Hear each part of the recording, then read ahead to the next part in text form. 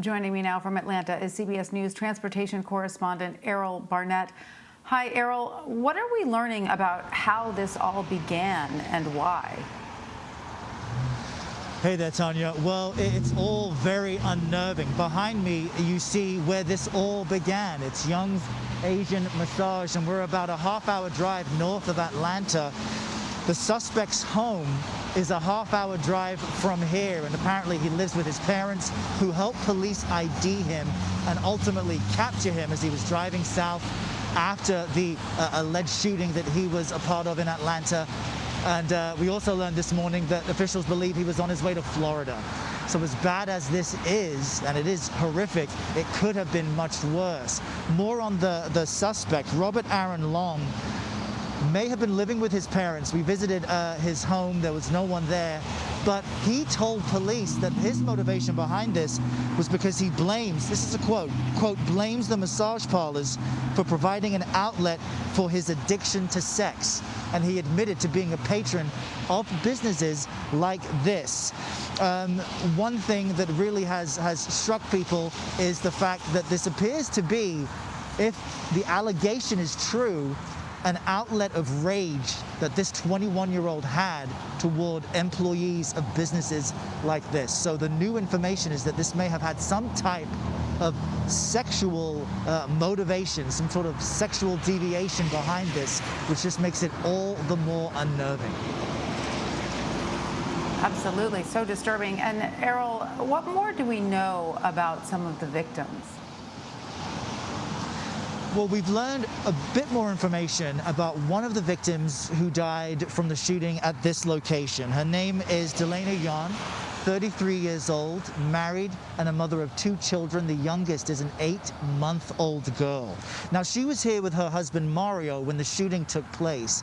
But we're told that she actually works as a server at a Waffle House very close to where I'm standing. We went to visit staff at that business just a short time ago, where they had set up a donation jar with Delana's picture on the exterior with her husband and her 2 children.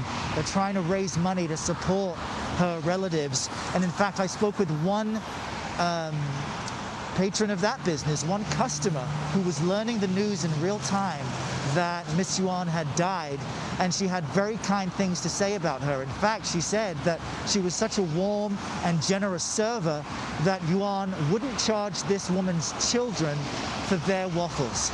And so she was both warmed by how much of a nice woman she was, but also so disturbed to hear that her life ended in such a horrific way. CBS News did speak with a friend of Miss Yuan just a short time ago. Here's what she had to say.